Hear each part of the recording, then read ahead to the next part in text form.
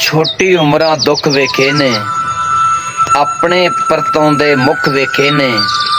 ਮਾਂ ਸੜਕਾਂ ਤੇ ਰੁਲਦੀ ਵੇਖੀ, ਸੁੱਖ ਨਾਲ ਸੌਂਦੇ ਪੁੱਤ ਵੇਖੇ ਨੇ।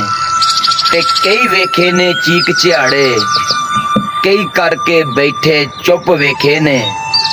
ਬਹਾਰ ਖਜ਼ਾਵੀਂ ਵਾਕਫ ਮੇਰੀ, ਮੈਂ ਕਈ ਬਦਲਦੇ ਰੁੱਤ ਵੇਖੇ ਨੇ। ਤੇ ਕਈ ਹੀਰੇ ਮਿੱਟੀ ਵਿੱਚ ਰੁਲ ਗਏ, ਕਈ ਬਣੇ ਖੁਦਾ ਮੈਂ ਬੁੱਤ ਵੇਖੇ ਨੇ। ਛੋਟੀ ਉਮਰਾਂ ਦੁੱਖ ਵੇਖੇ ਨੇ, ਛੋਟੀ ਉਮਰਾਂ ਦੁੱਖ ਵੇਖੇ ਨੇ। ਕਹਿੰਦਾ ਚੰਗਿਆਂ ਦਾ ਵੀ ਉਹੀ ਰੱਬ, ਮੰਦਿਆਂ ਦਾ ਵੀ ਉਹੀ ਰੱਬ। ਵੱਖੋ ਵੱਖ ਬੰਦਿਆਂ ਵਾਂਗੂ ਵੱਖੋ ਵੱਖ ਬਣਾਏ ਕਸਬ।